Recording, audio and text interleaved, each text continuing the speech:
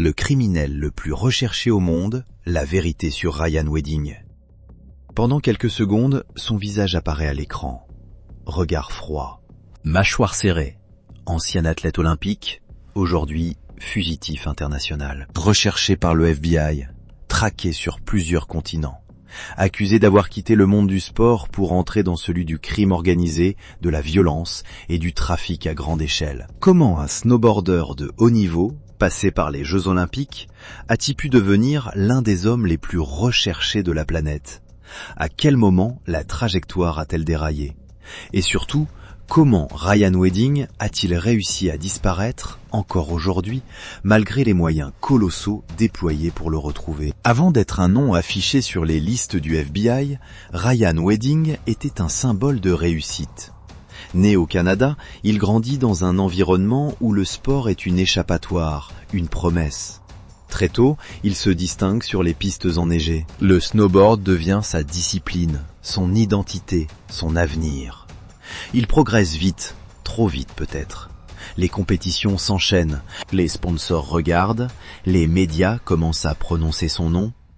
Puis vient l'Olympe, les Jeux, l'exposition mondiale. À ce moment-là, rien ne laisse présager la chute. Aux yeux du public, Ryan Wedding incarne la réussite sportive, la discipline, le dépassement de soi. Mais derrière les images officielles, derrière les podiums et les interviews, une autre réalité commence à se dessiner, plus discrète, plus sombre. Après sa carrière sportive, Ryan Wedding disparaît peu à peu des radars médiatiques. Officiellement, il se reconvertit, comme beaucoup d'anciens athlètes, rien d'anormal. Mais dans l'ombre, selon les enquêteurs, il s'enfonce dans un monde radicalement différent. Un monde où les règles ne sont plus celles du sport. Un monde où la loyauté s'achète, où la violence devient un outil, où l'argent circule autrement. Les autorités nord-américaines commenceront plus tard à retracer ces liens présumés avec des réseaux criminels structurés. Trafic de stupéfiants, organisation transnationale, blanchiment. Ryan Wedding n'est plus un ancien snowboarder. Il devient, selon les dossiers judiciaires, un acteur clé d'un système criminel sophistiqué. Lorsque son nom apparaît officiellement dans les enquêtes, il est déjà trop tard. Wedding a quitté le Canada. Il voyage, change d'identité, utilise des intermédiaires. Les forces de l'ordre parlent d'un homme méthodique, prudent, extrêmement difficile à localiser. En janvier 2024, des informations crédibles suggèrent qu'il aurait été aperçu. Puis, plus rien. À nouveau le silence. Le FBI décide alors de franchir un cap. Ryan Wedding est inscrit sur la liste des fugitifs les plus recherchés. Une récompense est annoncée. Des photos inédites sont diffusées. Le message est clair, cet homme est considéré comme dangereux. Et il est toujours en fuite. Mais une question demeure. Comment un individu issu d'un milieu sportif encadré, médiatisé, peut-il basculer à ce point sans être stoppé plus tôt? Est-ce une double vie parfaitement maîtrisée ou une lente dérive ignorée par tous? Car l'histoire de Ryan Wedding n'est pas seulement celle d'un fugitif, c'est celle d'un effondrement, d'un passage brutal entre deux mondes que tout oppose. Et ce n'est que le début de cette histoire. La fuite de Ryan Wedding ne ressemble pas à une cavale improvisée. Selon les enquêteurs, tout indique une disparition préparée, pensée, structurée. Pas de panique, pas de traces laissées au hasard. Lorsqu'il comprend que les autorités resserrent l'étau, il n'est déjà plus là. À partir de ce moment, Ryan Wedding cesse d'être un homme. Il devient une ombre. Les documents judiciaires décrivent un individu qui maîtrise les codes du clandestin. Faux papiers, téléphone jetable, déplacements fractionnés, jamais deux fois le même itinéraire, jamais deux fois le même point de chute. Les services de renseignement évoquent plusieurs pays, plusieurs continents. Amérique latine, Europe de l'Est, Asie du Sud-Est. Rien n'est confirmé officiellement, mais les indices convergent vers une chose.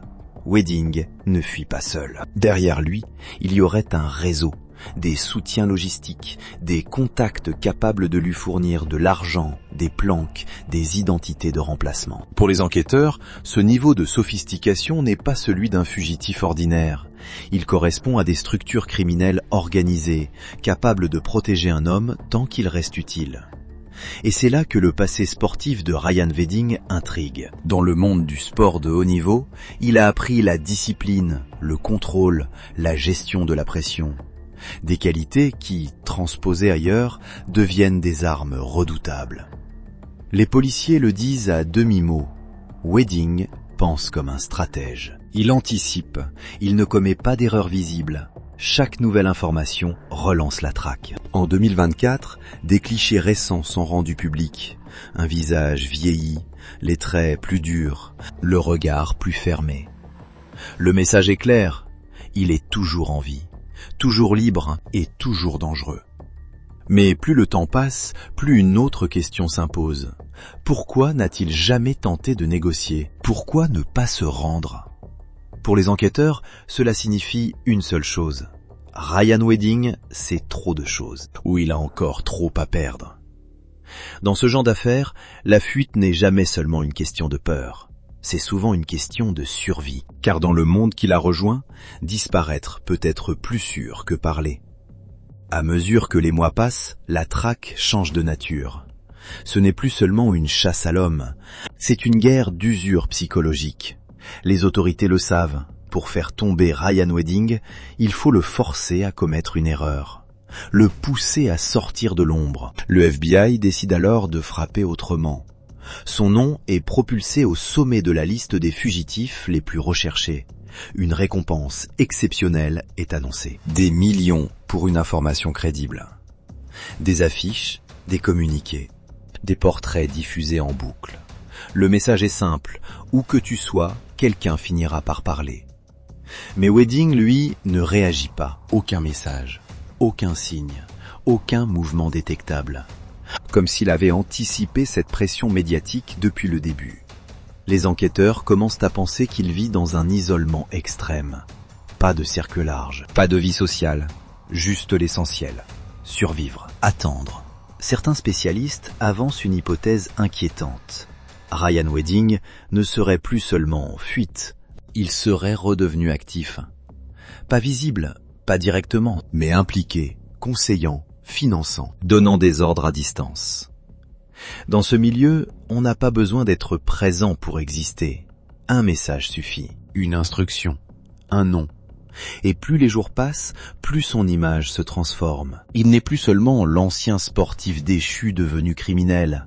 Il devient un symbole. Celui d'un homme qui a échappé à tout, à la justice, à la prison, à l'exposition publique. Un fantôme moderne, traqué par les systèmes les plus puissants du monde et pourtant introuvable. Mais cette invisibilité a un prix. Vivre caché, c'est vivre sans identité, sans futur. Chaque bruit devient une menace. Chaque visage inconnu, un danger potentiel. Chaque nuit, un pari. Les enquêteurs le savent. Personne ne tient éternellement dans cet état. Même les plus froids, même les plus méthodiques. Alors la question n'est plus de savoir si Ryan Wedding sera retrouvé. La question est quand. Pendant ce temps, les enquêteurs reconstituent son parcours comme on remonte une scène de crime à l'envers. Chaque frontière franchie, chaque identité utilisée, chaque silence laissé derrière lui. Ryan Wedding n'a pas disparu par hasard. Sa fuite est structurée, méthodique, presque militaire. Avant d'être un fugitif, il a été un stratège. Les autorités découvrent qu'il maîtrisait parfaitement les circuits clandestins. Faux papiers, intermédiaires discrets, routes secondaires. Il savait où passer, quand disparaître, à qui parler, et surtout à qui ne jamais faire confiance. Il n'agissait jamais seul, mais ne dépendait de personne. Selon plusieurs sources, il aurait transité par des zones connues pour leur opacité, des pays où l'argent liquide efface les traces, où les contrôles sont théoriques, où un homme sans passé officiel peut se fondre dans la masse à condition de rester invisible. Mais cette invisibilité n'est jamais totale. Des témoignages émergent, des silhouettes ressemblantes, des regards qui se détournent trop vite. En janvier, une information remonte. Un homme correspondant à son profil aurait été aperçu. Rien de formel, rien de prouvable. Juste assez pour relancer la machine. Les enquêteurs se divisent alors. Certains pensent qu'il est encore en Amérique du Nord, protégé par des réseaux criminels locaux. D'autres sont convaincus qu'il se trouve à l'étranger, hors de portée directe, utilisant des messageries chiffrées pour continuer à exister dans le monde qu'il a fui. Mais une chose est certaine, Ryan Wedding n'est plus l'homme qu'il était. Chaque jour de fuite l'éloigne un peu plus de son ancienne identité, l'athlète. Le visage public, le nom connu, il ne reste qu'un rôle, celui du fugitif. Et ce rôle, il le joue jusqu'au bout. Car pour lui, être arrêté ne signifierait pas seulement la prison, ce serait la fin du mythe, la chute définitive, le retour brutal à la réalité. Une réalité où les caméras ne filment plus la performance, mais l'échec. Alors, il continue à se déplacer, à disparaître, à survivre, jusqu'au jour où le silence se brisera. Ce que redoutent aujourd'hui les autorités, ce n'est pas seulement sa cavale, c'est ce qu'il représente. Ryan Wedding n'est pas un fugitif ordinaire. Il incarne une rupture, un basculement. Celui d'un homme qui a connu la lumière, la discipline, la reconnaissance publique et qui a choisi l'ombre sans jamais regarder en arrière. Dans les cercles policiers, son nom circule comme un avertissement. Un exemple de ce que devient quelqu'un qui maîtrise à la fois la patience, la discrétion et la violence froide. Il ne fuit pas dans la panique, il fuit dans le contrôle. Chaque jour passé en liberté renforce cette image. Les forces de l'ordre savent que plus le temps passe, plus il s'adapte. Plus il apprend, plus il devient difficile à localiser. Un homme en cavale depuis des mois ne raisonne plus comme au premier jour. Il développe des réflexes, il anticipe, il se méfie de tout. Et surtout, il sait qu'une seule erreur peut tout faire s'effondrer. C'est pour cela que la traque est aussi psychologique. Les enquêteurs tentent de comprendre comment il pense, ce qui pourrait le faire bouger, ce qui pourrait le trahir. Un besoin, une habitude, une faiblesse, mais jusqu'ici, rien. Pas d'appel intercepté décisif, pas de proche prêt à parler, pas de mouvement assez clair pour permettre une intervention. Seulement des fragments, des hypothèses, des pistes qui se referment les unes après les autres. Ryan Wedding est devenu un fantôme conscient de l'être. Et dans ce silence, une question commence à obséder ceux qui le poursuivent. Est-ce qu'il se cache ? Ou est-ce qu'il attend ? Car certains profils ne fuient pas indéfiniment. Certains préparent autre chose. Un dernier coup, un déplacement calculé, une disparition définitive sous une nouvelle identité. Si c'est le cas, alors la course contre la montre est déjà engagée. Et le temps, lui, ne joue pour personne. Il y a un détail que les enquêteurs n'ignorent pas. Ryan Wedding n'a pas toujours été invisible. Il a été vu, aperçu, reconnu sans être capturé. Des signalements crédibles ont émergé, des images floues, des silhouettes qui ressemblent trop pour être ignorées, des témoignages concordants mais jamais suffisants. À chaque fois, le même scénario. Quand l'information remonte, il est déjà trop tard. Cela alimente une certitude inquiétante. Ryan Wedding ne survit pas par chance. Il survit par méthode. Il ne se déplace jamais sans raison. Il ne reste jamais au même endroit plus longtemps que nécessaire. Il coupe les ponts avant qu'ils ne deviennent des failles. Les autorités parlent d'un homme qui fonctionne en cellule. Peu de contacts, des intermédiaires jetables, des lieux de passage, jamais de point fixe. Un mode opératoire appris, perfectionné, répété. Ce n'est plus un ancien sportif en fuite, c'est un criminel structuré. Et plus troublant encore, il semble avoir anticipé sa chute bien avant qu'elle n'arrive. Comme si cette vie clandestine avait été préparée mentalement et matériellement longtemps à l'avance. Des caches, des ressources, des identités possibles. Rien n'est laissé au hasard. C'est là que son passé refait surface. Le sport de haut niveau forge des corps, mais aussi des esprits. Discipline, résilience, capacité à encaisser la pression, à fonctionner seul, à accepter la douleur, à rester concentré quand tout s'effondre autour. Ce sont exactement les qualités que l'on retrouve aujourd'hui dans sa cavale. Ryan Wedding ne court pas, il gère. Et c'est précisément ce qui inquiète les enquêteurs les plus expérimentés. Parce qu'un homme qui ne panique pas est un homme difficile à provoquer. difficile à pousser à la faute. Alors ils observent, ils attendent, ils recoupent. Ils savent qu'aucune cavale n'est éternelle. Mais ils savent aussi que certaines se terminent dans le sang, pas dans une arrestation propre. Et dans cette chasse silencieuse, une autre question commence à émerger. Si Ryan Wedding est encore libre, ce n'est peut-être pas seulement parce qu'il fuit bien. C'est peut-être aussi parce que quelqu'un, quelque part, a intérêt à ce qu'il reste libre. À mesure que le temps passe, le dossier Ryan Wedding change de nature. Ce n'est plus seulement une affaire criminelle, c'est devenu un symbole. Un symbole de tout ce que les autorités redoutent dans le crime moderne. Un individu capable de disparaître dans un monde pourtant saturé de caméras, de bases de données, de surveillance numérique. Un homme qui exploite les failles du système avec une précision presque clinique. Les enquêteurs le disent à demi-mot. Ryan Wedding pense comme eux. Il comprend leurs procédures, il anticipe leurs réactions. Il sait quand une piste est trop évidente pour être vraie. Il sait quand il faut créer du bruit et quand il faut devenir totalement silencieux. C'est cette intelligence opérationnelle qui fascine autant qu'elle inquiète. Car derrière chaque cavale réussie, il y a rarement un génie solitaire. Il y a des soutiens, des relais, des complicités discrètes. Des individus qui ne posent pas de questions tant que l'argent circule et que le risque reste supportable. Et l'argent, justement. Les autorités estiment que Ryan Wedding dispose encore de ressources financières importantes. Des fonds dissimulés, des circuits parallèles, des revenus indirects issus d'activités criminelles qui continueraient à fonctionner sans lui ou précisément pour lui. Ce n'est plus un homme qui survit.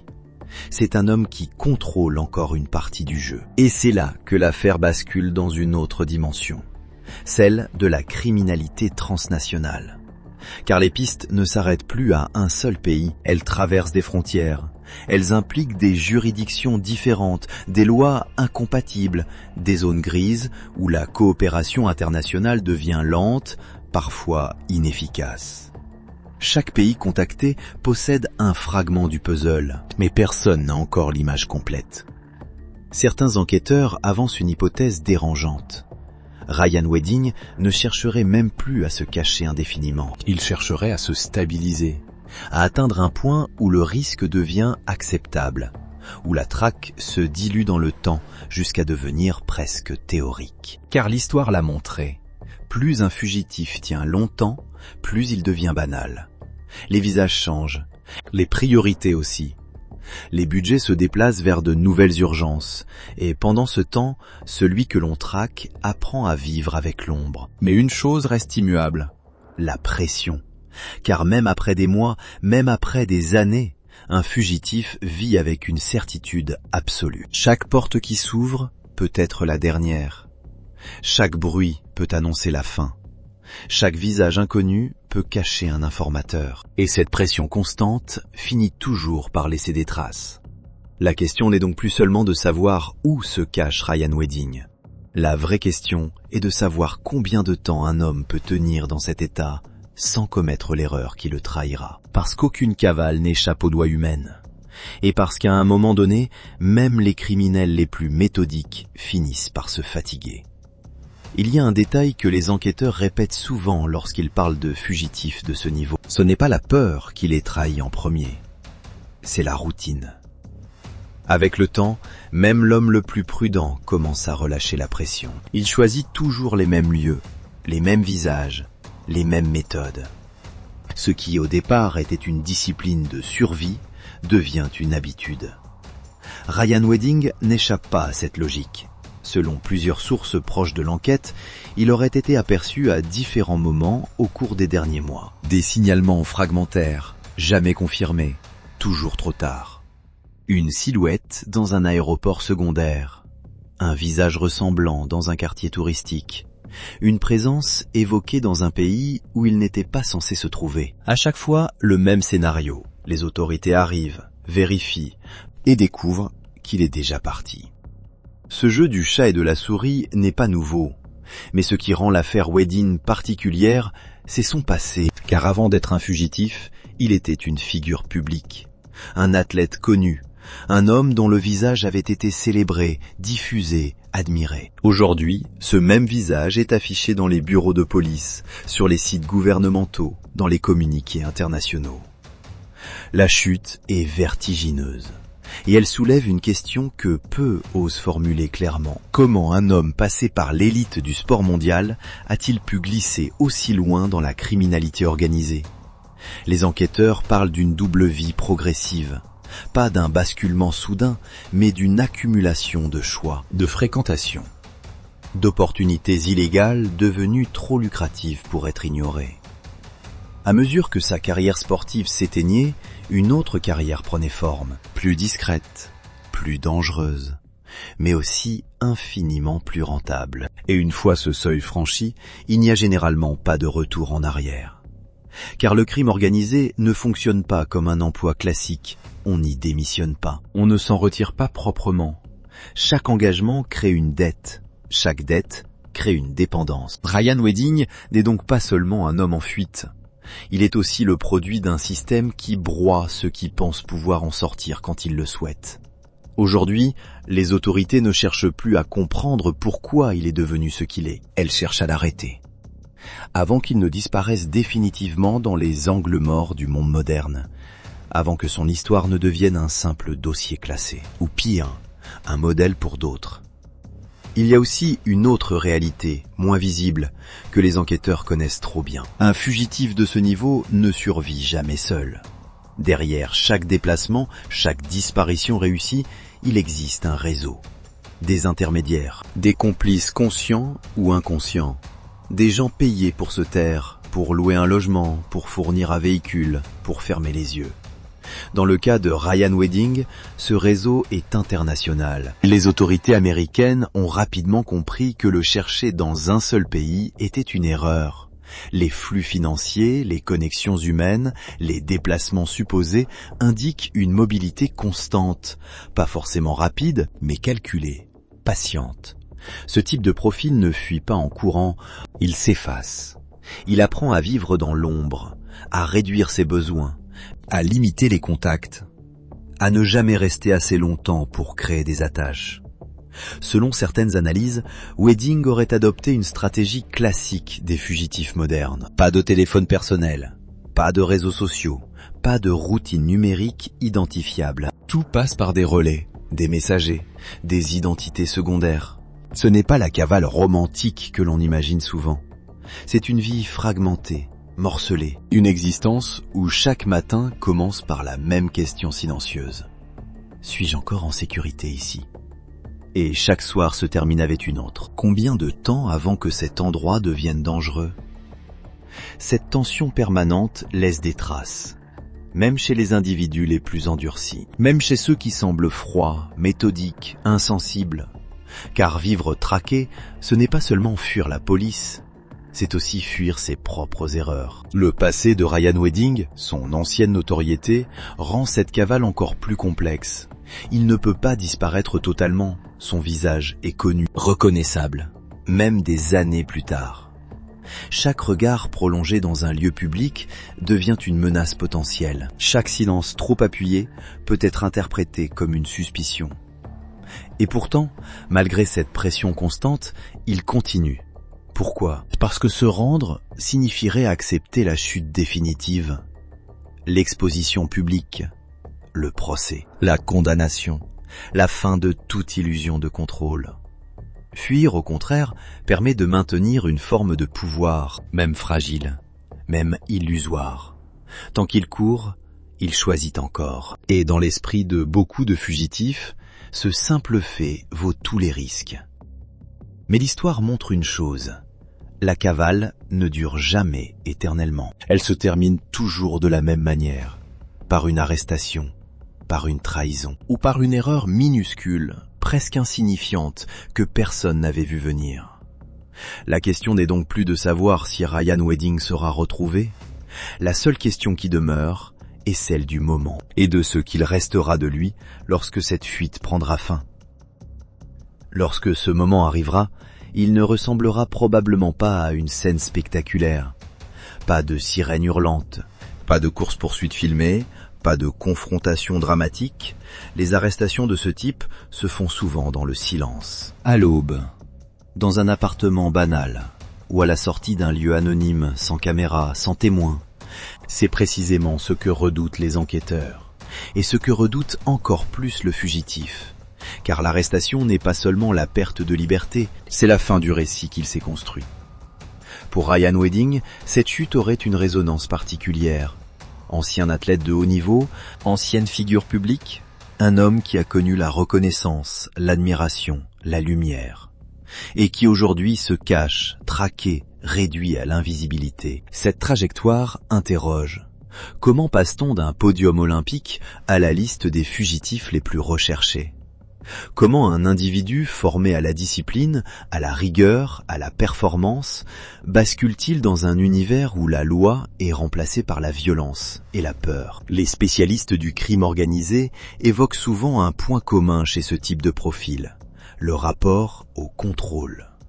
Dans le sport de haut niveau, tout est calculé, le corps, les gestes, le mental, chaque détail est optimisé pour gagner. Lorsque cette structure disparaît, certains cherchent à la recréer ailleurs, dans l'argent, dans le pouvoir, dans l'illégalité. Le crime devient alors un substitut, une arène différente, mais avec les mêmes mécanismes. Objectif, adversaire, stratégie. Sauf qu'ici, l'échec ne se paie pas par une médaille manquée, il se paie par la prison. Ou pire. Les enquêteurs estiment que Ryan Wedding n'est pas seulement un fugitif qui fuit. Il est aussi un homme qui refuse d'accepter la fin de son propre mythe. Chaque jour de liberté supplémentaire nourrit cette illusion, celle d'être encore maître de son destin. Mais cette illusion a un prix, la solitude, la paranoïa, l'impossibilité de faire confiance. Et surtout, l'attente permanente. Car même caché, même protégé, même loin, le filet se resserre toujours. Les récompenses augmentent, les photos circulent, les visages vieillissent, mais les souvenirs restent. Quelqu'un, quelque part, finira par parler. Pas par héroïsme, pas par justice, mais par fatigue, par peur ou par intérêt. C'est souvent ainsi que se terminent les cavales les plus longues. Pas par une grande opération, mais par une fissure humaine. Et quand cette fissure apparaîtra, tout ira très vite.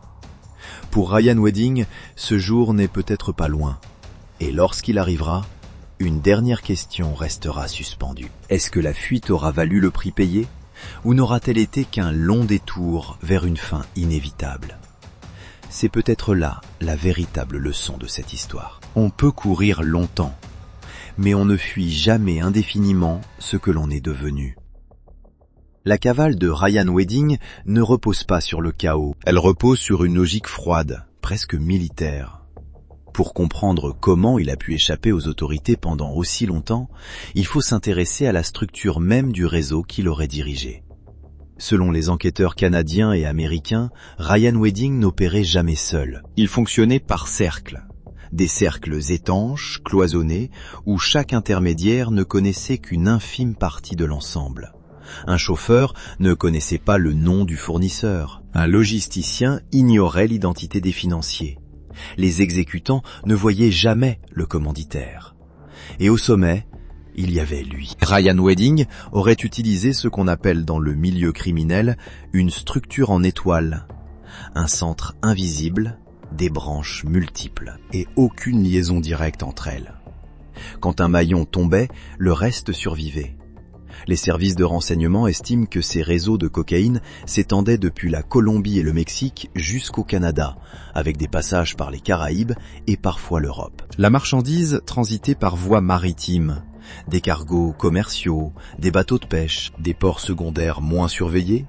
La cocaïne arrivait ensuite sur le continent nord-américain, où elle était redistribuée vers les grandes villes. Toronto, Vancouver, Montréal, New York, Los Angeles. À chaque étape, des équipes armées assuraient la sécurité. C'est là que la violence entre en jeu. Ryan Wedding n'était pas seulement un trafiquant. Il est soupçonné d'avoir commandité plusieurs homicides liés à des conflits internes, des dettes ou des soupçons de trahison. Dans le milieu, une règle domine. La peur est une monnaie. Et Ryan Wedding savait l'utiliser. Des témoins protégés ont décrit un homme méthodique, distant, incapable d'explosion émotionnelle. Un homme qui décidait calmement de la mort ou de la survie de quelqu'un. Un homme qui ne levait jamais la voix. Plus inquiétant encore, certains enquêteurs estiment qu'il aurait appliqué à la criminalité les mêmes principes que ceux du sport de haut niveau. Préparation, anticipation, gestion du risque, performance. Chaque opération était pensée comme une compétition à gagner. Quand la pression policière s'est intensifiée, Ryan Wedding a compris une chose essentielle. Rester au Canada, c'était mourir ou finir en prison à vie. Alors il est parti. Mais partir ne signifie pas fuir au hasard. Il aurait préparé sa disparition pendant des mois. Des comptes bancaires ouverts sous de fausses identités, des caches d'argent liquide, des contacts dans plusieurs pays. Lorsqu'il quitte officiellement le radar, il ne laisse rien derrière lui. Pas de famille proche exposée, pas de téléphone traçable, pas de schéma répétitif. Les autorités perdent sa trace. Pendant un temps, certains pensent qu'il a été éliminé par ses propres associés. Une exécution interne, une purge classique du milieu. Mais cette hypothèse tombe rapidement. Des communications chiffrées sont interceptées. Des informateurs parlent. Ryan Wedding serait toujours en vie et toujours actif. En 2024, une information relance l'enquête. Il aurait été aperçu dans un pays d'Amérique latine, puis ailleurs, à des milliers de kilomètres de là. À chaque fois, trop tard. Les nouvelles photos diffusées par les autorités sont glaçantes. Le regard est méfiant, le visage est fermé. Le corps semble marqué par des années de tension permanente.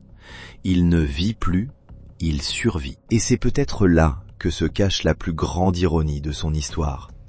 Ryan Wedding a échappé à la prison, mais il s'est condamné à une vie sans repos, sans identité stable, sans futur clair. Chaque bruit peut être une menace, chaque visage un informateur potentiel, chaque nuit un risque d'arrestation ou d'exécution. Pourtant, malgré cela, il continue. Parce qu'à ce stade, il n'existe plus de retour en arrière. La question n'est plus de savoir s'il veut s'arrêter.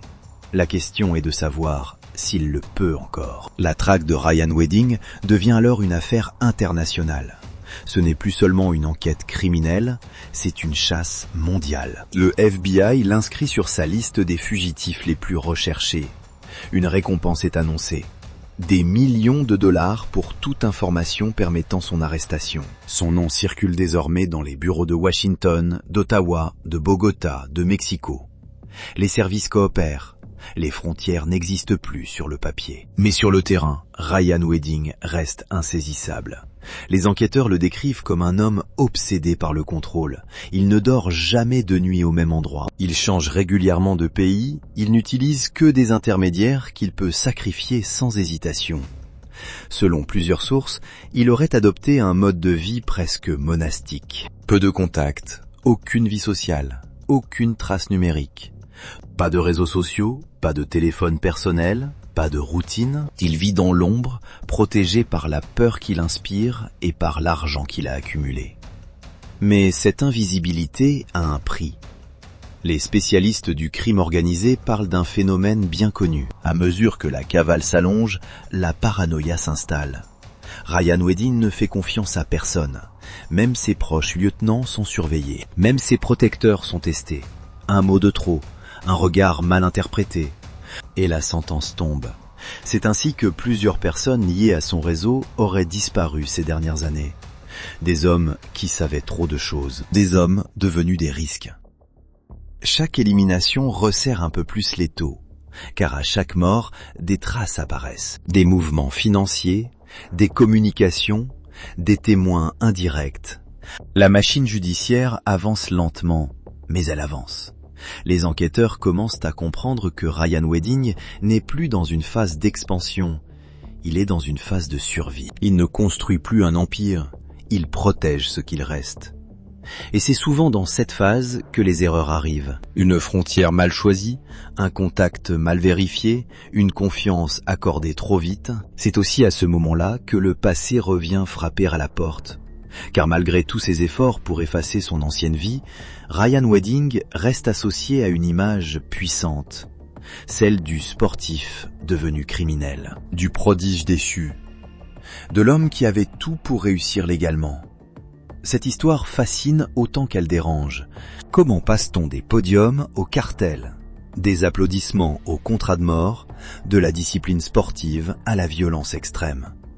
Ce basculement n'est pas instantané, il est progressif, insidieux, presque invisible sur le moment. Et c'est précisément ce qui rend l'histoire de Ryan Wedding si troublante. Car elle pose une question fondamentale. À quel moment une trajectoire bascule définitivement? Et surtout, qui s'en rend compte à temps? La traque se resserre lorsque de nouvelles images apparaissent, des clichés flous. Un homme barbu, plus âgé, plus fermé. Les autorités canadiennes confirment que Ryan Wedding aurait été aperçu au début de l'année 2024 dans une région d'Amérique latine. Le lieu exact reste volontairement vague. La discrétion est devenue une arme. Ces images ne montrent pas un fugitif en cavale permanente. Elles montrent un homme installé, organisé, protégé. Selon plusieurs analystes, Ryan Wedding aurait réussi à se fondre dans des structures criminelles déjà existantes, sans jamais chercher à les diriger officiellement. Il ne serait plus la figure visible, il serait l'ombre derrière les décisions. Un rôle plus dangereux encore. Car les hommes invisibles sont ceux que l'on soupçonne le moins. Ceux qui ne parlent pas. Ceux qui ne signent rien. Ceux qui délèguent la violence sans jamais apparaître sur les scènes de crime. Les enquêteurs évoquent une évolution classique dans les trajectoires criminelles de haut niveau. Au début, l'exposition, puis la domination.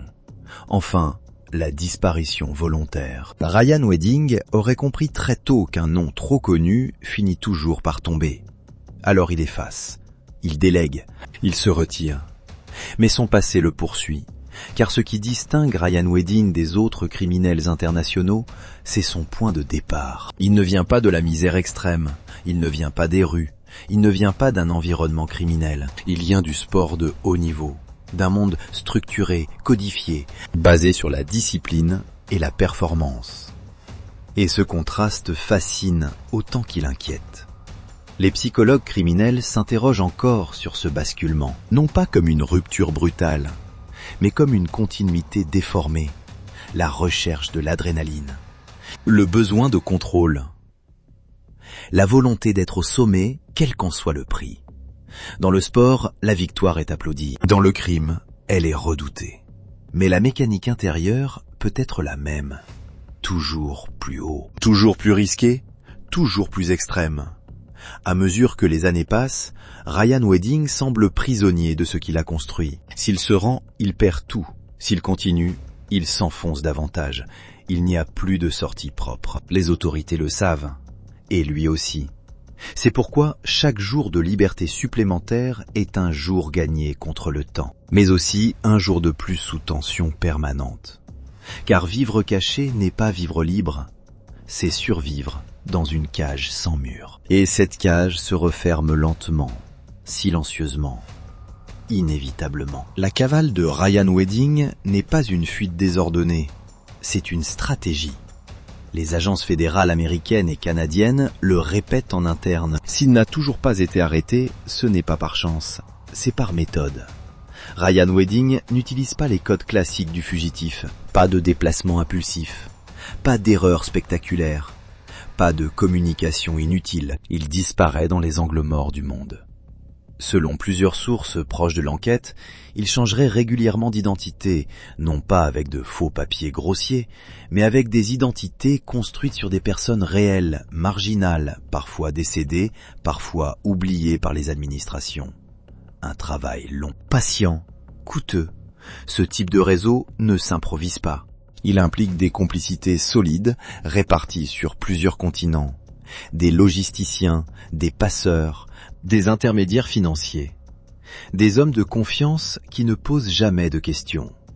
Les enquêteurs estiment que Ryan Wedding n'est plus un simple individu recherché. Il est devenu un nœud, un point de convergence, un homme autour duquel gravitent d'autres criminels attirés par son expérience, son sang-froid et surtout son carnet d'adresses. Car Ryan Wedding connaît les routes, les ports, les failles. Il sait comment faire passer de la marchandise. Il sait comment blanchir l'argent. il sait comment disparaître après. Et surtout, il sait comment recruter sans jamais apparaître. Les témoignages recueillis auprès d'anciens associés parlent d'un homme distant, peu bavard, calculateur, jamais dans l'excès, jamais dans la démonstration. Il ne crie pas, il ne menace pas, il fait comprendre. Ceux qui ont travaillé avec lui disent tous la même chose.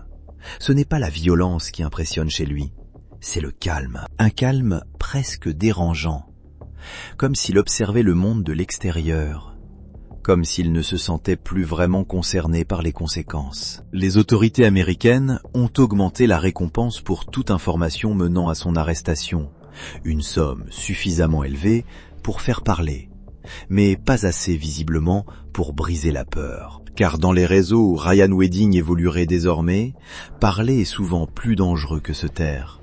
Certains informateurs auraient disparu, d'autres se seraient rétractés. D'autres encore auraient fourni de fausses pistes. Chaque signalement déclenche une course contre la montre. Chaque photo relance l'espoir. Puis le silence retombe. Et pendant ce temps, le mythe grandit. Dans certains cercles criminels, son nom circule comme une légende moderne, l'athlète devenu fantôme. L'homme que même les États peinent à localiser. Mais ce mythe est fragile, car plus une traque dure, plus les erreurs s'accumulent, plus les cercles se resserrent, plus les alliés deviennent des risques. L'histoire l'a montré, aucun fugitif ne reste invisible éternellement. La question n'est pas de savoir si Ryan Wedding sera retrouvé, la vraie question est comment. Sera-t-il arrêté vivant? Sera-t-il trahi? Ou sera-t-il retrouvé trop tard? Et surtout, que découvrira-t-on vraiment lorsqu'il sortira de l'ombre? Un homme fatigué ou un stratège encore en contrôle? Car derrière chaque cavale réussie, il y a toujours un prix. Et ce prix, tôt ou tard, finit par se payer. Il existe une frontière invisible que franchissent certains criminels. Une ligne après laquelle on ne revient plus en arrière. Pour Ryan Wedding, cette ligne n'a pas été franchie le jour où il est entré dans l'illégalité. Elle a été franchie le jour où il a compris qu'il ne pourrait plus jamais redevenir quelqu'un d'autre. Les enquêteurs parlent souvent de bascule psychologique, un moment précis où l'individu cesse de fuir pour survivre et commence à fuir pour exister. À ce stade, la cavale devient une identité. Ryan Wedding ne serait plus en train de se cacher. Il serait en train de vivre exactement là où il se sent le plus à l'aise, dans l'instabilité, dans le mouvement, dans l'ombre. Selon plusieurs analystes du crime organisé, ce type de profil développe une relation particulière avec le danger. Il ne le fuit pas, il l'apprivoise. Chaque passage de frontière devient une victoire. Chaque nuit sans arrestation renforce le sentiment d'invincibilité. Chaque avis de recherche devient presque un trophée. Mais cette invincibilité est une illusion, car vivre caché, c'est vivre sous contrainte permanente, ne jamais rester trop longtemps au même endroit, ne jamais faire confiance complètement, ne jamais baisser la garde. Même dormir devient un acte risqué. Les spécialistes de la traque des fugitifs expliquent que, sur le long terme, cette pression use, elle fragilise. Elle isole. Les alliances se fissurent. Les complices deviennent méfiants. Les réseaux se resserrent. Et surtout, le monde change plus vite que le fugitif. Les technologies évoluent. Les bases de données se croisent. Les frontières numériques deviennent aussi importantes que les frontières physiques. Un détail insignifiant aujourd'hui peut devenir une preuve capitale demain. Un paiement, un message, un visage aperçu par hasard. C'est souvent ainsi que les cavales prennent fin, pas par une grande opération spectaculaire, mais par une accumulation silencieuse d'indices. Dans le cas de Ryan Wedding, ce qui intrigue les autorités, c'est justement l'absence d'erreurs visibles, comme s'il avait anticipé cette lente traque, comme s'il connaissait les failles du système mieux que ceux chargés de l'appliquer. Certains enquêteurs évoquent même l'idée qu'il ne soit pas seul à penser sa fuite, qu'il bénéficie de conseils, d'une structure, d'une organisation, pas une organisation visible, mais une constellation d'intérêts communs. Des criminels qui ont besoin de quelqu'un comme lui, quelqu'un qui a déjà prouvé qu'il pouvait disparaître, quelqu'un qui a déjà prouvé qu'il pouvait survivre à la pression mondiale. Mais cette dépendance est à double tranchant, car plus Ryan Wedding devient utile, plus il devient dangereux pour ceux qui l'hébergent. Un homme trop recherché attire toujours l'attention. Un homme trop célèbre finit toujours par exposer ceux qui l'entourent. C'est souvent là que tout se joue, au moment où le fugitif devient un fardeau. Et lorsque ce moment arrive, les règles changent. À mesure que les mois passent, le dossier Ryan Wedding change de nature. Au départ, il s'agissait de retrouver un homme. Aujourd'hui, il s'agit de comprendre un système. Les autorités ne cherchent plus seulement un fugitif, elles cherchent à cartographier l'écosystème dans lequel il évolue. Chaque déplacement supposé révèle une chose essentielle. Ryan Wedding ne voyage jamais seul. Même lorsqu'il est physiquement isolé, il est entouré d'un réseau invisible. Des gens qui ouvrent des portes, des gens qui ferment les yeux, des gens qui effacent des traces. C'est cette toile silencieuse qui le maintient hors de portée. Les analystes peinent fonctionnement modulaire. Ryan Wedding ne dépendrait jamais d'un seul groupe trop longtemps. Il utiliserait des relais temporaires, des appuis fragmentés, des points de chute qui n'ont aucun lien apparent entre eux. Ainsi, si l'un tombe, les autres survivent. C'est une méthode empruntée aux services clandestins, pas aux criminels amateurs. Ce détail inquiète particulièrement les enquêteurs, car il suggère une chose. Ryan Wedding a appris, il s'est adapté, il a professionnalisé sa disparition. Certains experts estiment qu'il ne cherche même plus à se cacher de la police. Il cherche à devenir imprévisible. Changer de pays n'est pas suffisant. Changer de continent non plus. Il faut brouiller les logiques. Être là où personne ne regarde. Passer par des routes secondaires. Utiliser des intermédiaires qui ne savent pas pour qui ils travaillent. Dans ce type de cavale, la loyauté est rare. La peur est le principal moteur. Et paradoxalement, cette peur protège le fugitif. Car dénoncer Ryan Wedding, ce n'est pas seulement défier la loi, c'est défier ce qui pourrait lui arriver ensuite. C'est cette zone grise que les autorités tentent de briser, en diffusant de nouvelles photos, en augmentant les récompenses, en exposant son visage encore et encore. Le but n'est pas seulement de le retrouver, le but est de forcer quelqu'un à parler. Mais plus l'affaire s'étire, plus une autre question émerge. Que se passera-t-il le jour où Ryan Wedding sera arrêté? Car son arrestation ne marquera pas la fin d'une histoire, elle en ouvrira une autre, celle des complicités, celle des protections, celle des silences achetés. Et c'est peut-être cette seconde histoire qui inquiète le plus, car elle pourrait révéler bien plus qu'un homme en fuite. Elle pourrait révéler un monde qui fonctionne très bien dans l'ombre. Lorsque les enquêteurs évoquent l'après-arrestation, leur ton change, plus grave, plus prudent. Car arrêter Ryan Wedding ne serait pas une victoire simple. Ce serait un point de rupture. Un homme comme lui ne disparaît pas seul. Il emporte toujours quelque chose avec lui. Des noms, des routes, des méthodes, des secrets. S'il tombe, il pourrait faire tomber d'autres figures encore invisibles aujourd'hui. C'est pour cela que certaines hypothèses circulent discrètement et qu'elles dérangent. Et si Ryan Wedding négociait déjà sa fin de cavale? Et s'il préparait une sortie contrôlée? Et s'il attendait simplement le bon moment? Dans le monde du crime organisé, se rendre n'est pas toujours un échec. C'est parfois une stratégie. Certains criminels acceptent la prison lorsqu'ils estiment que rester libre devient plus dangereux que se faire enfermer. La détention devient alors un refuge, un moyen de survivre, un moyen de contrôler ce qui peut encore l'être. Mais pour cela, il faut arriver vivant jusqu'à la cellule. Et surtout, il faut arriver avec quelque chose à offrir. Les autorités le savent. C'est pour cela que le dossier est compartimenté. C'est pour cela que toutes les agences ne partagent pas les mêmes informations. Car ce que Ryan Wedding sait pourrait dépasser son propre cas. Il pourrait éclairer des connexions entre continents, entre trafics, entre organisations qui n'apparaissent jamais sur les organigrammes officiels. C'est ce potentiel qui rend son arrestation à la fois urgente et délicate. Et pendant que les institutions réfléchissent, le temps passe. Chaque jour de liberté supplémentaire renforce le mythe, Chaque jour de silence nourrit les fantasmes, mais la réalité est toujours plus simple et plus cruelle. Ryan Wedding reste un homme, avec des besoins, des habitudes, des failles. Il doit manger, dormir, faire confiance. Et c'est souvent là que tout bascule. Un regard de trop, une fatigue, une erreur minuscule. Car aucune cavale ne résiste éternellement au temps. Et lorsque celle-ci prendra fin, il ne restera qu'une question essentielle. Comment un athlète célébré par le monde a-t-il pu devenir l'un des hommes les plus recherchés de la planète?